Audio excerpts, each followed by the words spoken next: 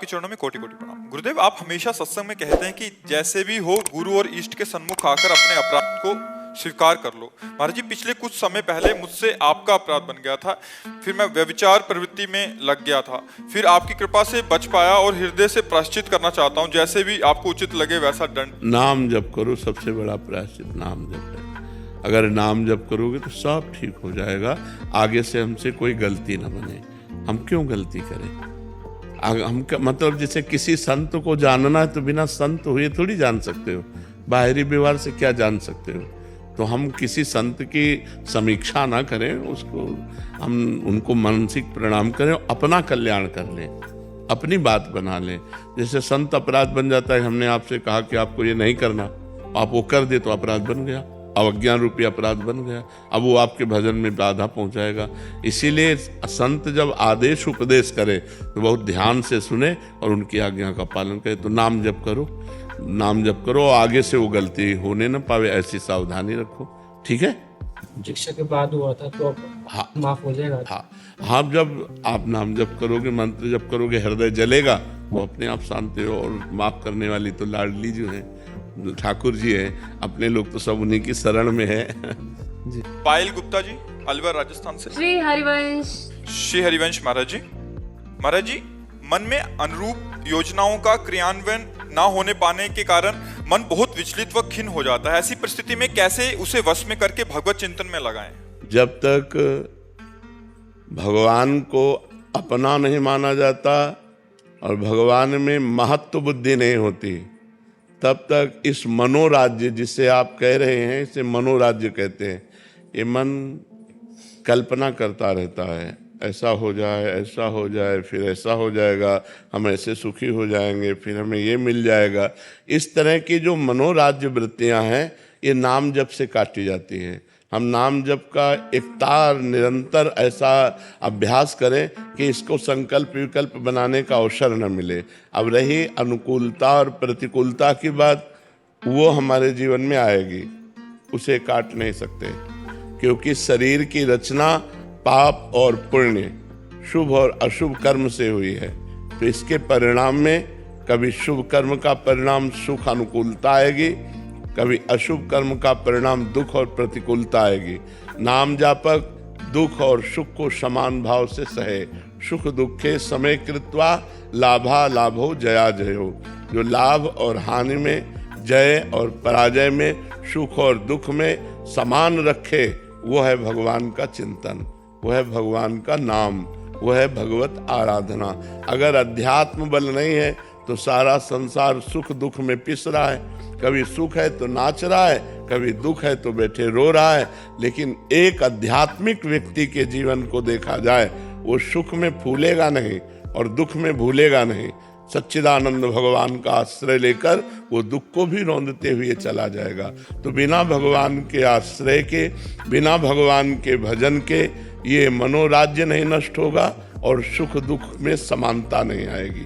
और बिना समानता आए, हमें अगर सुख भी है सांसारिक और हमारा मन निगेटिव सोच वाला है तो बेमतलब वो दुख पैदा करता रहेगा। और अगर सांसारिक सुख की कमी भी है, हमारा मन पॉजिटिव है, तो बहुत आनंद मिलेगा। तो मन को पॉजिटिव बनाने के लिए हमें भगवान का आश्रय और भगवान का भजन अत्यंत आवश्यक है। इसके बिना हम दुखों से निवृत्त नहीं हो सकते। सुखों की समस्या का तो हल है कि सुख आया तो थोड़ा सा प्रसन्न हो गए, हर्षित हो गए, लेकिन दुख की समस्या का निदान नहीं होगा। भजन दुख को मिटाएगा, भजन दुख सहने की सामर्थ्य प्रदान करेगा और सदा सदा के लिए दुख को अंत कर देगा। आत्यंतिक सुख की प्राप्ति हो जाएगी। भगवान का नाम मंगल भवन है, दशों दिशाओं में आनंद प्रदान करने वाला है। नाम जपत मंगल दिश दशहु, दशों दिशाओं में मंगल होगा यदि भगवान का नाम निरंतर जपा जाए और भगवान का आश्रय लिया जाए। दूसरा कोई उपाय नहीं है, क्योंकि इस संसार को दुखालयम कहा गया है और हमारे शरीर की रचना पाप और पुण्य कर्म से हुई है। केवल पुण्य में शरीर देवलोक, केवल पाप में शरीर नर्क, और पाप और पुण्य दोनों में स्थित मृत्यु लोक। तो पाप का फल दुख और पुण्य का फल सुख। अवश्य में भोक्तव्यम कृतम कर्म शुभाशुभम। इसलिए नाम जप करो, राधा राधा राधा। अनुकूलताएं कुछ भी ना मिले, सिर्फ प्रतिकूलता ही प्रतिकूलता मिले। ऐसा हो ही नहीं सकता, ऐसा हो ही नहीं सकता है। तुम्हारी कल्पना है केवल दिन ही दिन रहे या केवल रात ही रात रहे, ऐसा हो ही नहीं सकता। दिन आएगा तो रात आएगी, रात आएगा तो दिन आएगा, ऐसा हो ही नहीं सकता किसी के भी जीवन में कि उसके जीवन में केवल प्रतिकूलता ही हो, ऐसा हो ही नहीं सकता। क्योंकि रचना ही शरीर की हुई है शुभ और अशुभ कर्म से, तो उसको सुख आएगा। पर हम कह रहे हैं सुख में भी अगर निगेटिव भाव है, नकारात्मक सोच है, तो अनुभव नहीं कर पाएगा सुख का। और दुख में भी सकारात्मक भाव है तो दुख का प्रभाव नहीं पड़ेगा। तो प्रायः नकारात्मक भाव हमारा बढ़ता रहता है। सुख मिला, कहीं ऐसा न हो जाए, कहीं ऐसा न हो जाए, ऐसा हो गया तो क्या हो, वो दुख की कल्पना करके दुखी हो रहा है। इसलिए अवसर ही मत दो कल्पना करने का, राधा राधा राधा ऐसा नाम जप करो। अक्षय जी, महाराष्ट्र नागपुर। हमारी माई श्यामा जी को राधे। महाराज जी, आपके चरणों में कोटि कोटि प्रणाम। महाराज जी, आप कहते हैं कि नाम जप से बढ़कर जीवन में कुछ भी नहीं है, नाम जप नहीं तो सब बकवास है। महाराज जी, आगे ये कहना चाह रहे हैं, महाराज जी भाव इनका है कि महाराज जी फिर मंत्र जप का क्या, दोनों वो में क्या अंतर? नाम और मंत्र एक ही आता है, नाम और मंत्र एक ही आता है, उसको अलग करके नहीं देखते हैं। जैसे 16 नामों को हम महामंत्र कहते हैं, जो हरे कृष्ण कृष्ण कृष्ण हरे हरे, हरे राम राम राम हरे, इसे मंत्र नहीं कहा गया, इसे महामंत्र कहा गया है। तो नाम और मंत्र और महामंत्र सब एक ही है, लेकिन जो वैदिक मंत्र हैं वो पवित्र अवस्था में जपे जाते हैं, और जो नाम है वो किसी भी समय जप सकते हो। अपवित्र पवित्रो वा सर्वावस्थांगतोपि वह यह स्मरेत पुंडरीकाक्षम सवायाभ्यंतर शुचि। वो बाहर और भीतर से परम पवित्र होता है जो कमल नयन भगवान श्री हरि का नाम स्मरण करता है। तो आप जैसे नाम है तो आप शौचालय में बैठे हुए भी अंदर अंदर जप सकते हो, लेकिन मंत्र नहीं, मंत्र पवित्र अवस्था में जप सकते हो। तो नाम और मंत्र ये सब एक ही हैं, भगवत प्राप्ति कराने वाले। लक्ष्मी शर्मा जी, राधे राधे। महाराज जी, भगवान में पूरी आस्था है, हर कर्म उनको समर्पित भी करते हैं, परंतु भगवान में मन नहीं लगता। महाराज जी नहीं, जिसमें आस्था होती है उसमें हमारा मन लग जाता है। नहीं, उसे आप समझ ही नहीं पा रहे। जैसे हम नाम जप कर रहे हैं, हमारी आस्था भोजन में है, भूख लगी है और अच्छा भोजन मिला तो नाम छूट जाएगा ना। ईमानदारी से देखना, नाम छूट जाएगा और भोजन को हम रुचिपूर्वक करने लगेंगे, क्योंकि हमारी आस्था उस समय भोजन पे है। किसी व्यक्ति से बात करने की हमारी आस्था हुई, नाम छूट गया, नाम छोटा हो गया, आस्था हमारी व्यक्ति की बड़ी हो गई। रुपया गिनने, रुपया कमाने, रुपया या मित्र या सुहृद या खान पान या भोग, इन वृत्तियों में हमारा भजन क्यों छूट जाता है? क्योंकि हमारी आस्था कमजोर है। हम भगवान को महत्व उतना नहीं देते जितना भोजन को महत्व दे देते हैं, जितना रुपये को महत्व दे देते हैं। नहीं, भागवत में लिखा है कि वो महान भागवत है जो त्रिभुवन की राज्य लक्ष्मी देने पर आधे पल के लिए भी प्रभु का विस्मरण न करे। यहाँ तो 10-5 हजार रुपये में भगवान को भूल जाएंगे, अच्छे भोजन में भगवान को भूल जाएंगे, अपने रिश्ते नातेदार के मिलने पर भगवान को भूल जाएंगे। तो हमारी आस्था भगवान, हम जबान से कहते हैं कि हमारी पूर्ण आस्था है, लेकिन पूर्ण आस्था जिस दिन हो जाएगी उस दिन आपका चिंतन पूर्ण हो जाएगा, आपका चिंतन निरंतर भजन भगवान में होगा। जैसे अब अपने लोग हैं तो अपने लोगों को भोजन मिलता है तो प्राण पोषण के लिए उसे डालते हैं, स्वाद के लिए नहीं, ये पता नहीं, जितने से प्राणों का पोषण हो जाए बस उतने के लिए। महत्व जब भगवान का होगा तो न रुपए का महत्व होगा, न भोजन का महत्व होगा, न मान प्रतिष्ठा का महत्व होगा। तो जब आस्था होती है भगवान में तो केवल भगवत भाव रहता है, ये पहली पहचान है। हाँ, भजन में जो तन्मयता है वो हम अधिक से अधिक बढ़ाने की कोशिश करते हैं, हमसे त्रुटि हो जाती है, पर भजन छूटने की हमारे अंदर व्याकुलता हो जाएगी। तद स्मरणेन परम व्याकुल। आस्था ही तो सारी चीज है। हमारा दृढ़ विश्वास, दृढ़ आस्था परमात्मा में हो तो हर समय हम प्रसन्न रहेंगे, हर परिस्थिति में हम प्रसन्न रहेंगे, हर समय हमारे अंदर नाम चलेगा। तो अभी आस्था और बढ़ाओ, अभी रिश्ते नातों में आस्था है, अभी रुपए पैसों में आस्था है, अभी अपने शरीर में आस्था है, अभी भोगों में आस्था है। हमारी बात को समझो, ये ऑपरेशन थिएटर है अध्यात्म का। पूरी आस्था जिस दिन परमात्मा में हो जाएगी उस दिन हमारा भजन पूर्ण होने लगेगा। सानिया जी दिल्ली से।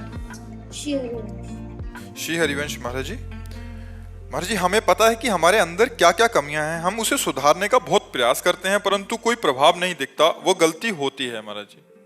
हाँ, हमें जैसे पता है कि हमको ये नहीं करना चाहिए और ये करना चाहिए, तो जो करना चाहिए वो कर नहीं पाते, और जो नहीं करना चाहिए वो कर बैठते हैं, इसको प्रमाद स्थिति कहते हैं। और ये प्रमाद स्थिति भजन से जाती है। जब नाम बल हमारे अंदर जागृत होता है तो जैसे ब्रेक मार दो वहीं की वहीं बिल्कुल गाड़ी खड़ी, वैसे ही मना स्थिति होती है। नहीं तो बस नहीं, हाँ तो बस हाँ, हाँ होगा तो धर्मयुक्त होगा, नहीं होगा अधर्मयुक्त होगा, नहीं तो नहीं, हाँ तो हाँ, बिल्कुल ठीक करेक्ट जीवन चलेगा।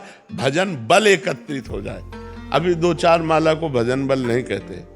जब अच्छे से खूब भजन करोगे, खूब नाम एकत्रित हो जाएगा तो गंदी बातों के लिए मन जाएगा ही नहीं, और अगर जाएगा तो क्रिया नहीं कर पाएगा क्योंकि उसके पास नाम बल है, रोक देगा। अब हम जानते हैं नहीं करना चाहिए, मन हमारा आकर्षित किया, व्यथित किया, हम वही कर बैठे क्योंकि हमारे अंदर नाम बल नहीं है। जैसे मेरे बल से वृंदावन रानी, महारानी जी के राधा नाम का बल है, तो जैसे चाहो वैसे मन को रौंद दो क्योंकि वो बलवान है, हम थोड़ी बलवान है। हमारे बल से मन नहीं रुकने वाला, उनके बल से रुकेगा। तो जब हम प्रभु के आश्रित होते हैं और खूब भजन करते हैं, साधन करते हैं, तब हमारे पास अध्यात्म बल होता है, भागवतिक बल होता है। भागवतिक बल से मन को रोका जा सकता है, नहीं तो भाई बहुत ही मन की गति चंचल है और ये बहुत ही प्रमथन स्वभाव वाला है, व्यथित करके जबरदस्ती अपनी बात करवा लेता है। अगर इसे रोका जा सकता है तो भजन बल से रोका जा सकता है। भजन बल ही समस्त दुखों के अंत का उपाय है। हमारे हर प्रश्न में भजन है क्योंकि भजन के बिना कुछ नहीं है। जैसे इसने बताया कि आप कहते हैं भजन के बिना सब बकवास है, तो सब बकवास है। अगर आपके अंदर जितना भजन है उतने आपकी आध्यात्मिक उन्नति है, लौकिक उन्नति है। और अगर भजन नहीं है तो लौकिक उन्नति होते हुए भी आपके पास कुछ नहीं है। आप बड़े पदाधिकारी हैं, आप करोड़ अरबों रुपया जमा किए हैं, लेकिन मरेंगे तो आपका पद जाएगा क्या? आपके साथ करोड़ों अरबों रुपया जाएंगे क्या? बेकार हो, आप कुछ नहीं हो। और अगर राधा राधा 100 बार जपे हो तो 100 राधा नाम तो तुम्हारे भगवान के बैंक में जमा है। तो भगवान नाम जप ही हमारा परम धन है, भगवान नाम जप ही हमारा परम बल है। जिस बल से जो नहीं करना चाहिए वो हम नहीं करेंगे और जो करना चाहिए वो हम करेंगे। प्रमाद स्थिति का नाश भजन से होता है। गणेश जी। राधे राधे महाराज। राधे राधे महाराज जी, जिस प्रकार आपने कहा कि भगवत प्राप्ति होने के बाद पीछे के 7 और आगे की 14 पीढ़ियां तर जाती हैं महाराज जी, इसमें ये कह रहे हैं कि अगर कोई परिवार का दुराचारी भी हो तो वो भी, हाँ, सरकारी जो नियम है वो नियम तो लागू होगा। अब जैसे किसी आर्मी की जवान की शहीद हो जाता है तो उसकी पत्नी को आजीवन पैसा मिलता है और उसकी बात सुनी जाती है, उसकी सुख दुख की तकलीफ सरकार सुनती है। तो हमारी सरकार कम से कम एक पीढ़ी का तो उद्धार कर ही देती है, दुख सुख का व्यवस्था सब। तो हमारे भगवान हैं वो तो, ये तो भारत देश एक राष्ट्र है, वो तो अनंत ब्रह्मांडों के स्वामी हैं। अगर कोई उनको प्राप्त कर गया तो 21 पीढ़ियां उतार देते तो उनके लिए कोई बड़ी बात है क्या? सही का निशान लगा दिया, चाहे जितना बड़ा दुराचारी हो वो उसका कल्याण हो जाएगा क्योंकि उनके परिवार में एक भगवान का भक्त हुआ। जैसे प्रहलाद जी, अब उनके 21 पीढ़ियां तो थी नहीं, प्रहलाद जी की 21 पीढ़ियां नहीं थी क्योंकि ब्रह्मा जी, कश्यप और हिरणाक्ष हिरण्यकश्यप, इतनी पीढ़ी थी। ब्रह्मा जी और ब्रह्मा जी से कश्यप और कश्यप अदिति से और कश्यप दिति, इन्हीं से देवता और दैत्य प्रकट हुए। जो कश्यप अदिति इनसे देवता और कश्यप दिति से दैत्य प्रकट हुए। कश्यप जी ब्रह्मा जी से प्रकट हुए, ब्रह्मा भगवान से प्रकट हुए, 21 पीढ़ी आई नहीं। तो जब प्रहलाद जी को भगवान गले से लगाए तो प्रहलाद जी ने कहा हमें एक सोच है। बोले क्या? बोले मेरे पिता ने सदैव आपका द्रोह किया है, हरिद्रोही रहा है, और मुझे आपका भक्त जानकर मेरे से द्रोह करता रहा, तो उसकी दुर्गति तो नहीं होगी। तो उन्होंने कहा कि पिता की बात करते हो, तुम्हारी 21 पीढ़ियां होती तो उनकी सदगति हो जाती। 21 पीढ़ियां नहीं तुम्हारे, तो तुम्हारे पिता को परम गति प्राप्त हुई है। जिसके प्रहलाद जैसा पुत्र हो उसका पिता स्वयं भगवान का घोर दुश्मन, घोर विरोधी, तो वो भगवत यद्यपि क्रिया भयावनी थी लेकिन उसकी सदगति हुई। तो 21 पीढ़ियां तार देना, भगवान तो संकल्प कर ले तो पूरे ब्रह्मांड को तार दे, श्री कृष्ण संकल्प कर ले तो ब्रह्मांड को तार दे। 21 पीढ़ियां क्या चीज होती, चाहे जितना दुराचारी उसकी पीढ़ी में रहा हो वो भगवत प्राप्त हो जाएगा। यदि एक भगवान का भगवत प्राप्त महात्मा हुआ, ये 2-4 माला घुमाने वालों की बात नहीं कर, भगवत प्राप्त महात्मा प्रकट हो गया जिस कुल में, हाँ, नाम प्रसंग कहे तो उपदेश, जाया धर्म धन्य सो देश, धन्य सो कुल जे जन्म भयो, धन्य सो तात, धन्य सो माय, संतत सकल सुनो चितलाय, श्री हरिवंश प्रताप जस। जो भगवान का नाम जपने वाला बालक जिस कुल में पैदा हुआ वो देश धन्य, वो गांव धन्य, वो पिता धन्य, वो माता धन्य, सब धन्य हो जाते हैं। पर ईमानदारी से भजन करने वाला हो, दंभ पाखंड नाटक की बात नहीं है। ऋतुराज शर्मा जी अलीगढ़ से। महाराज जी आपके चरणों में कोटि कोटि प्रणाम। गुरुजी, मैं इस जीवन का अर्थ समझना चाहता हूँ। मैं ईश्वर में पूर्ण विश्वास रखता हूँ, बस इस जीवन का आधार नहीं समझ पा रहा हूँ। महाराज जी, ईश्वर ही है समस्त भूतों का आधार। जैसे कोई भी कहीं भी पैर रखे पृथ्वी में ही रखेगा, ऐसे ईश्वर सबका मैं प्राण हूं। भगवान कह रहे हैं सब में मैं तेज हूं, सबकी मैं जीवनी शक्ति हूं। सब कुछ भगवान है बच्चा, वही है आधार। भगवान से विमुख होने के कारण ऐसा लगता है कि कहाँ भगवान, कौन भगवान, कैसा भगवान। नहीं, मैं तेजस्वियों में तेज हूँ, मैं आकाश में प्रकाशित होने वालों में चंद्रमा हूँ, मैं सूर्य हूँ। भगवान अभी अपनी विभूतियों का वर्णन करते फिर कहते हैं मत्ता परतरम नान्यत किंचिदस्ति धनंजय, किंचित मात्र भी कुछ और नहीं है, सब मैं ही बना हुआ हूँ। पर जब तक भजन नहीं करोगे, शुद्ध ज्ञान नहीं होगा, तब तक ये नहीं जानो। जीवन का आधार भगवान है, सबके जीवन का पावर भगवान है। इसमें जो तुम हो वो कौन हो? ये शरीर तो तुम हो नहीं, लेकिन तुम अपने को शरीर ही 100% मान रहे हो, 99 नहीं, 100%। अंदर तुम हो, लेकिन तुम कहाँ हो तुम्हें पता है? नहीं पता। किसी वैज्ञानिक को नहीं पता, किसी यंत्र में ताकत नहीं कि तुम्हारी छवि निकाल सके। तुम जो हो वो परमात्मा का अंश हो, तुम्हारा आधार परमात्मा है, तुम्हारा जीवन परमात्मा है, तुम्हारा सर्वस्व परमात्मा है, तुम स्वयं परमात्मा स्वरूप हो। पर ये सब भूल करके अपने को मनुष्य मानकर कर्म 2 प्रकार के, एक पाप कर्म एक पुण्य कर्म, इसी को करके कभी स्वर्ग कभी नर्क, कभी मृत्युलोक, कभी पशु पक्षी, कभी कीट पतंगा, ऐसे ही हम भटकते घूम रहे हैं। अब हमको उद्धार होने का समय मिला है। संत समागम, मनुष्य शरीर में मिलना, ये प्रतीक है कि अब हमारा मंगल शुरू हो जाएगा, अब हमारा कल्याण शुरू हो जाएगा। अब मेरे ऊपर भगवान की विशेष कृपा है। अब मोहि भाव भरोस हनुमंता, बिनु हरि कृपा मिले नहीं संता। संत मिले तो संस्कृति कर अंता, अगर सत्संगति संस्कृति कर अंता। बड़े भाग पाइब सत्संगा, बिनय प्रयास होई भव भंगा। तुम्हारे अंदर जो प्रश्न उठा है ये भगवान की कृपा का प्रतीक है कि मेरा आधार कौन है? श्री भगवान। जब ब्रह्मा जी प्रकट हुए तो उनके अंदर भी ये प्रश्न हुआ कि मेरा आधार कौन है? तो देखा कमल, तो कमल का आधार कौन है? तो नाल पकड़कर 100 वर्ष तक उतरते रहे उनको, फिर आकर थक कर बैठ गए कमल में, तो आवाज आई तप तप तप। तो उन्होंने घोर तपस्या की। तो कमल नाल पकड़ के 100 दिव्य वर्ष उतरे तो था नहीं पाई, और जब तपस्या की तो देखा कि उनके हृदय में ही भगवान विराजमान है, और भगवान के नाभि से कमल प्रकट हुआ और उसी कमल में ब्रह्मा जी विराजमान है। तो ब्रह्मा जी का आधार कौन है? श्री भगवान। ये कब पता चला? जब तपस्या की। नाल पकड़ के 100 दिव्य वर्ष तक उतरते रहे, पता नहीं चला।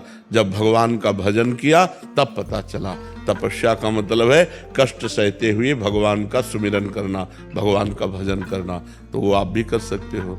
राधा राधा राधा खूब नाम जप करो, जो दुख सुख आवे उसे समान भाव से सह लो, किसी का अपकार मत करो, कोई पाप कर्म मत करो। अभी पता चलने लगेगा कि आपका आधार कौन है। आनंद सिंधु भगवान।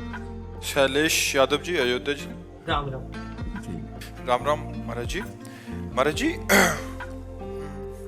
मेरे बचपन से ही हनुमान जी में प्रीति है और हनुमान जी ने मेरे ऊपर बहुत कृपा की है, परंतु मैं जब राम राम का जप करता हूँ तो मेरे ध्यान ज्यादा राम जी में रहता है।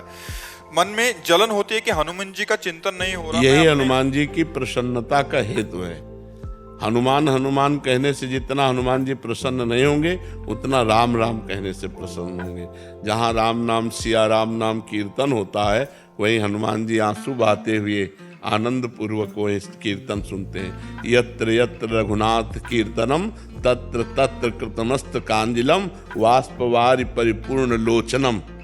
वाष्पवारि आंसू बहाते हुए जहाँ राम राम राम सिया राम राम राम सिया राम, तो हनुमान जी वही प्रसन्न हो। तो उस समय ये नहीं सोचना कि हनुमान जी का चिंतन नहीं हुआ, नहीं, हनुमान जी की प्रसन्नता के लिए मैं सिया राम नाम जप कर रहा हूँ, राम नाम जप कर रहा हूँ। ठीक है। सविता सिंह जी। राधे राधे महाराज जी। राधे राधे महाराज जी। महाराज जी आपके चरणों में कोटि कोटि प्रणाम। महाराज जी पिछले करीब 2 महीनों से सब दिनचर्या खराब सी हो गई, जैसे कि आपने कहा था कि शायद वैष्णव अपराध ना बन गया हो, तो ऐसा कुछ याद नहीं है मन में? तीन बातें। या तो हमारा भोजन गलत हो गया, या हमारा कोई आचरण गलत हो गया, या किसी वैष्णव की निंदा हो गई। उसमें आप सुधार कर लीजिए। अगर वैष्णव निंदा नहीं हुई तो आचरण में कोई त्रुटि तो नहीं हुई, आचरण में त्रुटि नहीं हुई तो कोई भोजन में त्रुटि तो नहीं हो गई। ये तीनों पर दृष्टि डाल लीजिए। वैष्णव अपराध बड़ा सूक्ष्म होता है। जैसे किसी संत को देखा लगा ये कोई भजनानंदी थोड़ी, अब अपराध बन गया। अब आप क्या जानो क्यों कितना भजन करते हैं, अंदर की बात कौन जाने। अरे ये तो समोसा मांग रहे हैं, तो भंडारा खा रहे हैं, तो उनको भूख लगी, वो मांग के खा रहे हैं, लेकिन वो कितना भजन करते हैं आपको क्या पता। वो कितना भगवान से प्रेम करते हैं, क्या प्रेम कोई दिखाने वाली वस्तु थोड़ी है। तो इसलिए हम किसी संत के प्रति थोड़ा भी सोचेंगे तो हमारी साधना में फर्क पड़ जाएगा। शायद है आपकी अवस्था ऐसी है कि आचरण में तो कमी हो नहीं सकती, तो हो सकता है आपसे वैष्णव दोष बन गया हो, किसी संत महात्मा के प्रति मानसिक ऐसा चिंतन बन करके, या तो जबान से किसी की निंदा हो गई हो। ये बातें महाराज जी कह रहे हैं कि मन से यहाँ क्षमा तो मांगी अंदर से कि बट समझ नहीं आ रहा। नहीं, इसमें ये होता है कि जैसे हमने आपकी निंदा की तो आपसे ही क्षमा मांगनी पड़ेगी। ऐसा नहीं होगा कि हम किसी और को प्रणाम करके क्षमा मांग लें। अब ये खोजना पड़ेगा। एक बार श्री रूपलाल गोस्वामी जी का पावन चरित्र में आता है कि वो लीला में देख रहे थे कि लालजू एक फूल की डाल झुकाए हुए हैं और प्रियाजू फूल चुन रही हैं। तो प्रियाजू ने डाल पकड़ ली, चूंकि लालजू भी झुकाए थे, और फूल ऐसे उतार रही थी तो लालजू ने छोड़ दिया, तो प्रियाजू टंग गई। तो लालजू भी हंसने लगे और वो गोस्वामी जी भी हंसने लगे, रूप गोस्वामी। और उसी समय एक लंगड़े महात्मा जा रहे थे, तो उन्होंने देखा हंस रहे हैं, तो उनके मन में बड़ा दुख हुआ कि भगवान ने मुझे लंगड़ा बनाया तो तुम हमारी हंसी उड़ा रहे हो। उनकी लीला बंद हो गई और वो बड़े परेशान। तो जब सनातन गोस्वामी जी आए तो उनसे कहा कि भाई हमारी लीला बंद हो गई। तो उनका एक ही उपाय है, वैष्णव अपराध बन गया, उस वैष्णव को प्रसन्न करो। उनका वैष्णव अपराध कैसे बन सकता है?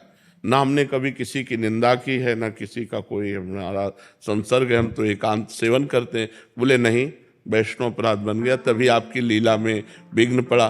तो बोले आसपास के सब संतों को भंडारा में बुलाओ। तो भंडारा किया गया, सब संतों के पास निमंत्रण गया। तो जब उनके पास निमंत्रण गया तो नाराज होकर के बोले कि आज तो निमंत्रण खवाने के लिए बुला रहे, उस दिन हमारी हंसी उड़ा रहे थे हम। अरे बस समझ गए कि तब उनको बुलाया और कहा महाराज सत्य मानो, मैं आपको देखकर नहीं हंस रहा था, मैं ये फिर उन्होंने लीला बताई कि ये लीला चल रही थी तो हमने इस लीला को देखा इसलिए हंस रहे थे, आप बुरा मत मानिए। वो उसी समय से लीला चलने लगी।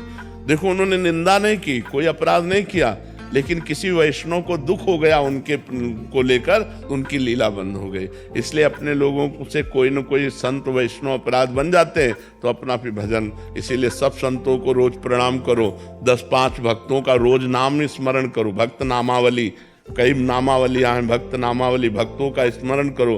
भगवत प्राप्ति भक्तों की चरण रज की कृपा से होती है। अगर भक्त अपराध बन जाए तो बड़े से बड़े भजनानंदी का भजन रुक जाए, ऐसा अपराध होता है। तो आप खोज लीजिए, कोई ऐसा अपराध तो नहीं हो गया, ऐसा देख लीजिए। आयुषी सोनी जी। जी राधे राधे महाराज जी।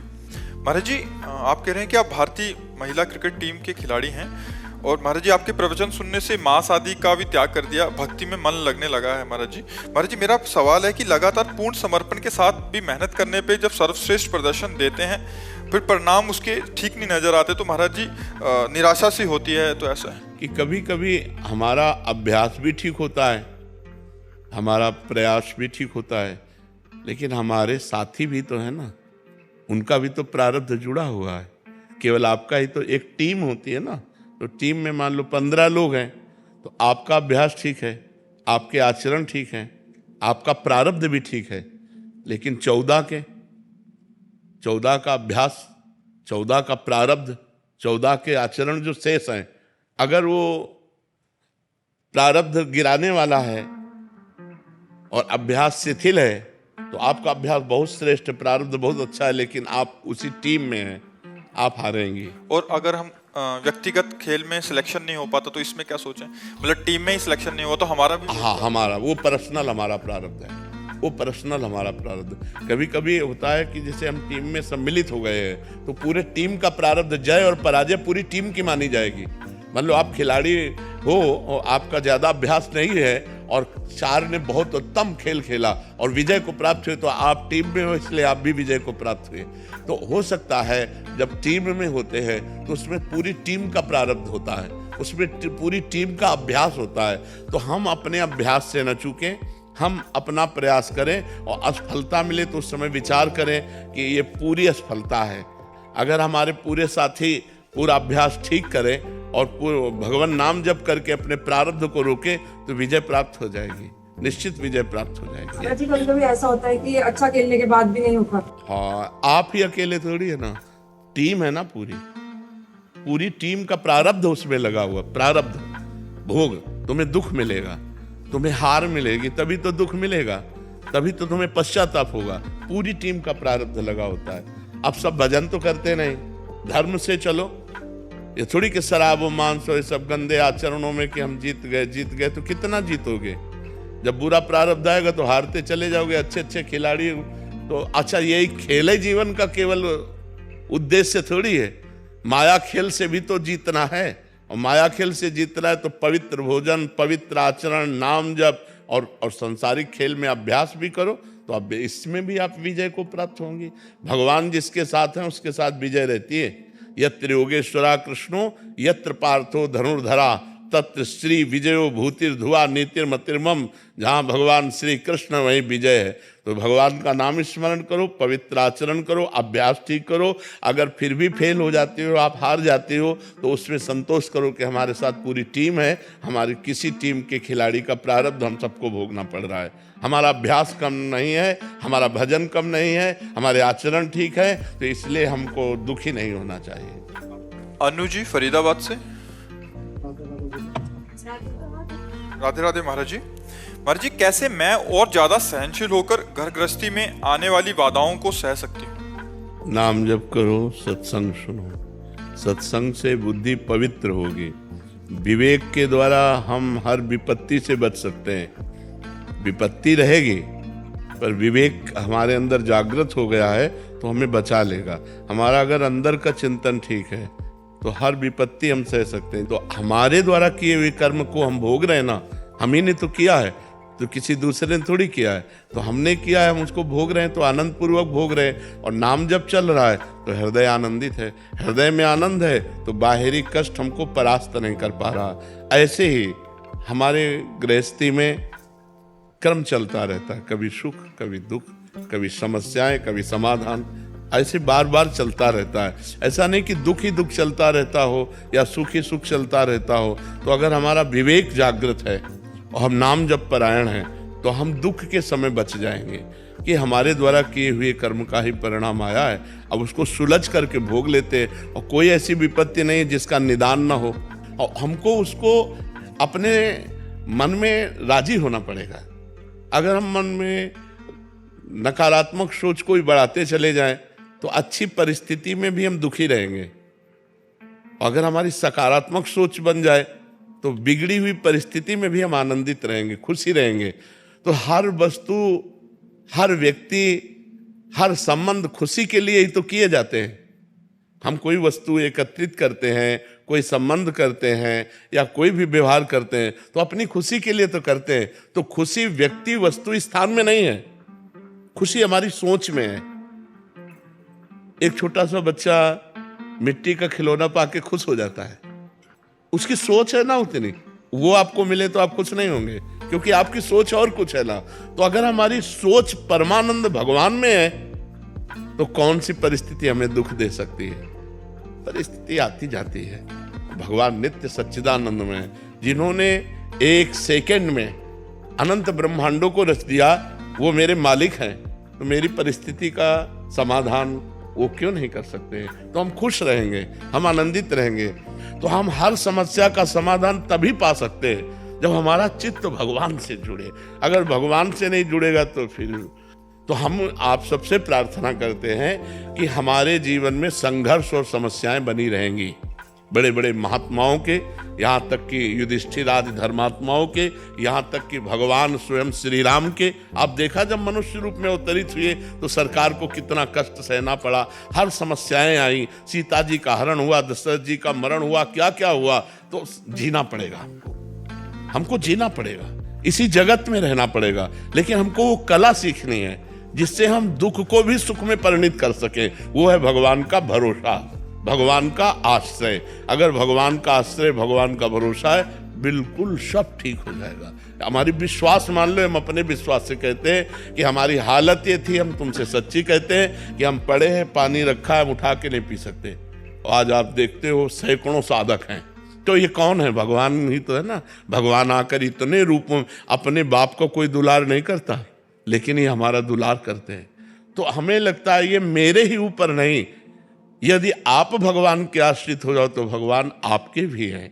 लेकिन भगवान के बिना समस्या का समाधान नहीं है, ये हम आपसे जरूर कहते हैं। भगवान के बिना समस्या का समाधान नहीं है। हर समस्या का समाधान श्री भगवान है, वो अपने आप न जाने कहाँ से कैसे कैसे सब व्यवस्था कर देते हैं।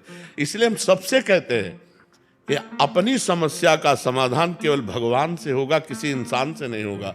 अगर इंसान कोई करेगा तो हमारे बाधा ही पहुंचाएगा, वो स्वार्थ बुद्धि प्रकट कर देगा। लेकिन वो भगवान करेगा, वो निस्वार्थ करता है, वो निस्वार्थ करता है। इसलिए हमें लगता है हमारी समस्याओं का समाधान विवेक और भजन है। अगर हम भजन करें और विवेक से चलें तो संसार पर विजय प्राप्त कर सकते हैं।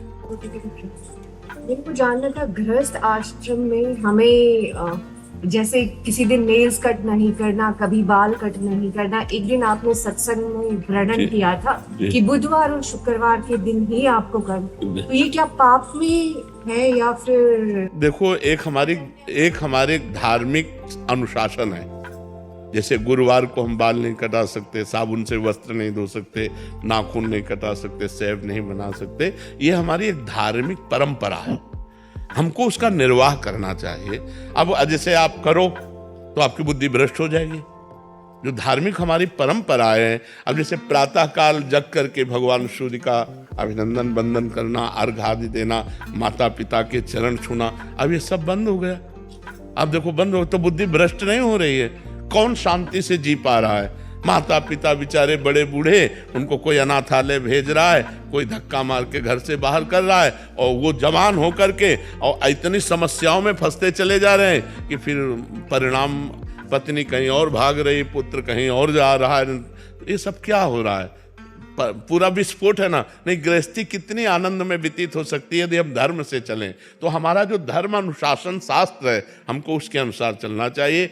जब हम बृहस्पतिवार को या जिन दिनों को निषेध किया गया है उस दिन वो कार्य करते हैं तो हमारे पुण्य क्षय होते हैं, और पुण्य नाश होगा तो पाप बढ़ेगा, पाप बढ़ेगा तो दुख बढ़ेगा, समस्याएं बनेगी, चिंता बनेगी, दिमाग फंसता चला जा रहा है, हर समस्या में फंसता चला। क्यों? क्योंकि एक सिस्टम धर्म का जो है उसका आप उल्लंघन कर रहे हैं। ऐसा नहीं है। जैसे भगवान शिव की उपासना में फर्क पड़ जाएगा यदि सोमवार को आप क्षौर कर्म करते हैं, मंगल हमारे प्रतिकूल हो जाएगा यदि हम करेंगे, बुध हमारे अनुकूल हो जाएगा यदि हम करेंगे, शुक्र हमारे अनुकूल हो जाएगा। तो विचारवान विद्वानों ने, ब्रह्म ऋषियों ने निकाला कि बुधवार और शुक्रवार को हम क्षौर कर्म करें, केवल बुधवार शुक्रवार, हफ्ते में 2 बार कर ले तो काफी बना रहेगा, जरूरी नहीं कि अच्छा। और फिर एक उसमें निष्कर्ष निकला कि अगर गुरुवार को केवल छोड़ देते हो और दिनों करते हो तो उतनी हानि नहीं है। 2 दिन तो हमारे हैं ही, बुधवार शुक्रवार, और जो जैसे सोमवार है, रविवार है, मंगलवार है और शनिवार है, अगर हम इनमें करते हैं तो उतना हानि नहीं होती जितनी गुरुवार को। तो केवल गुरुवार को छोड़ दो, और अन्य दिनों में वैसे चाहो तो बुधवार शुक्रवार को ही केवल करो। यदि आपको नहीं पट पाता है तो केवल गुरुवार को छोड़ दो, तो उसमें आपका विशेष हानि नहीं होगी। गुरुवार को करने से फिर विशेष हानि जाएगी। ममता जी दिल्ली से।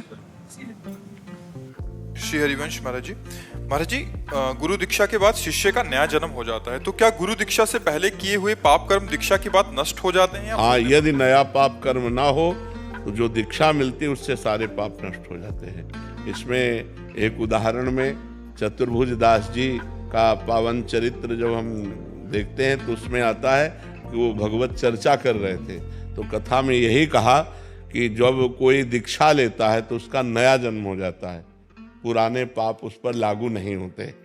तो एक चोर चोरी करके भाग करके आया था किसी साहूकार सेठ महाजन की, उसके पीछे सैनिक लगे हुए थे, तो जहाँ सत्संग हो रहा था, हजारों लोग बैठे थे, उन्हीं के बीच में जाके बैठ गया। तो अब राज सैनिकों ने देख पाया नहीं, तो उन्होंने सोचा इधर तो सत्संग हो रहा, चोर काहे को यहाँ टिकेगा, तो वो चले गए और चोर बच गया।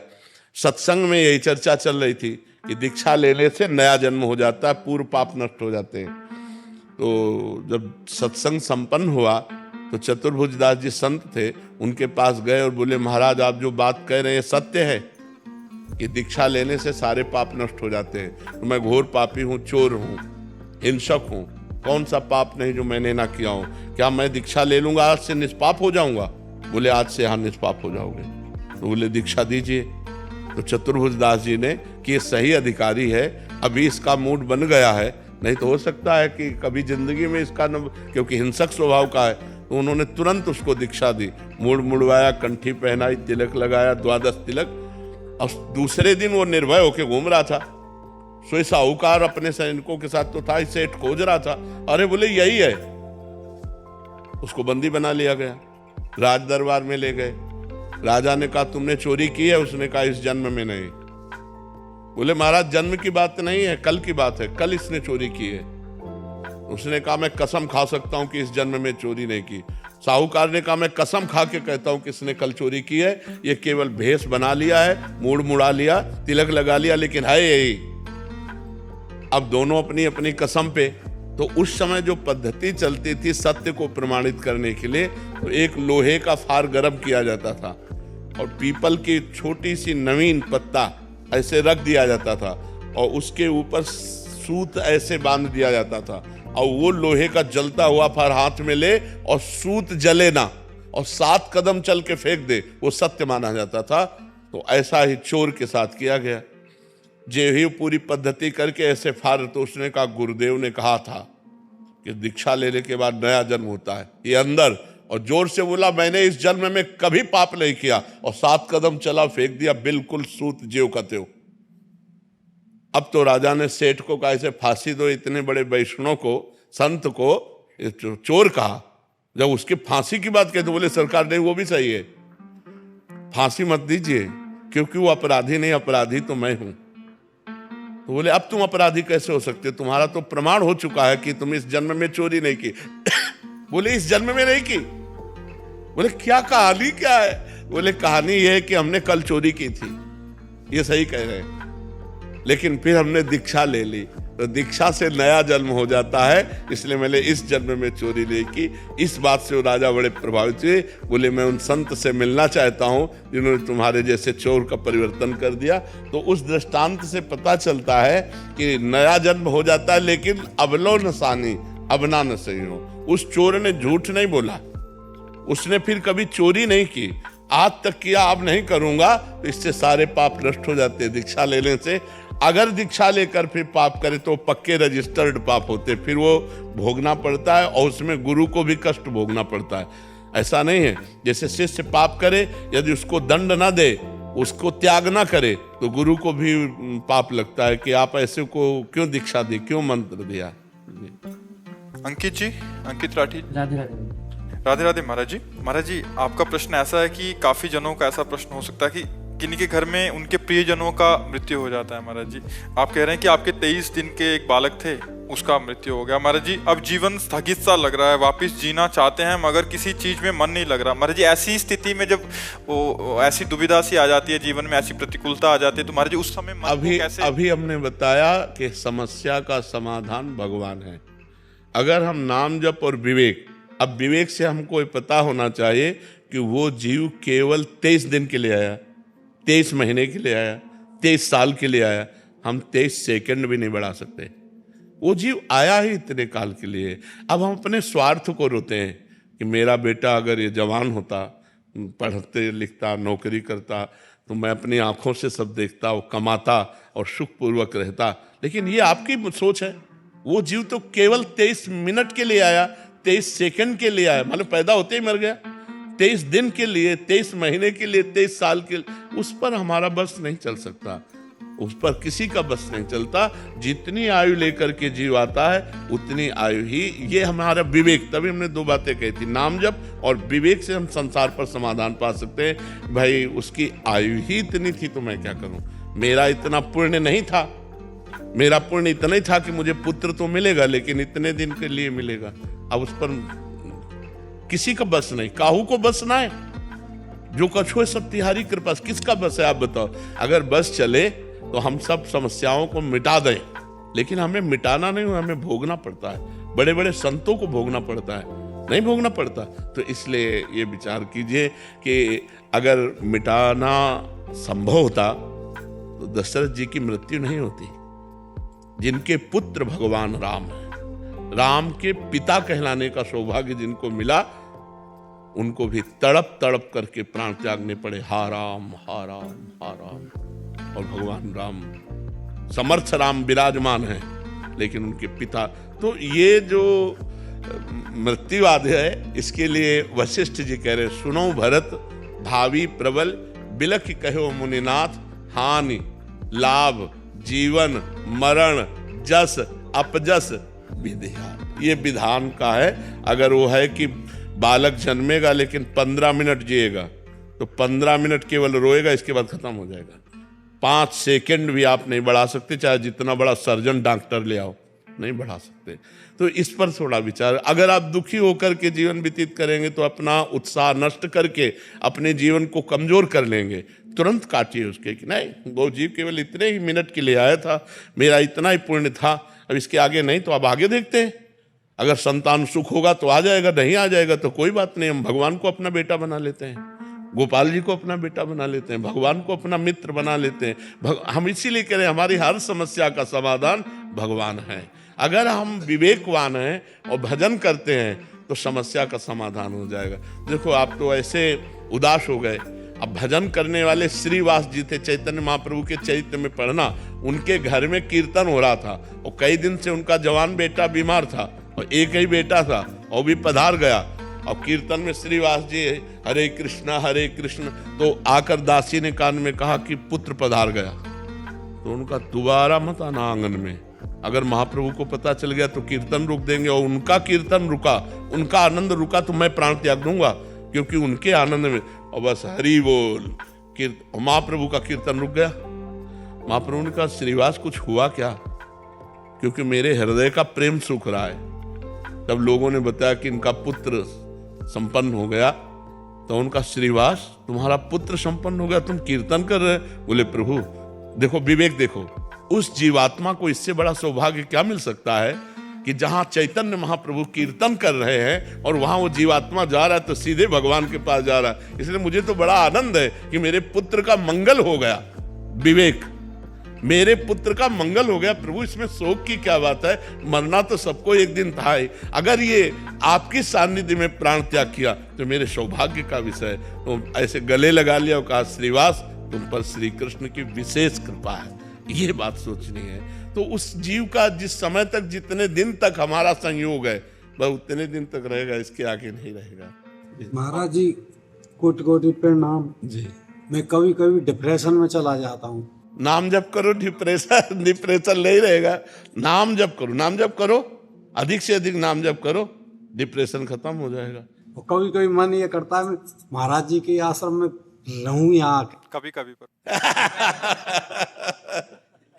मन की ये दशा होती, कबहू मन रंग तुरंग चढ़े, कबहू मन सोच करे धन का, कबहू मन नारी प्यारी लगे, कबहू मन त्यागी चले बल। इसकी तरंगे उठती रहती है, इन तरंगों, मन की तरंग को मार ले बस हो गया भजन।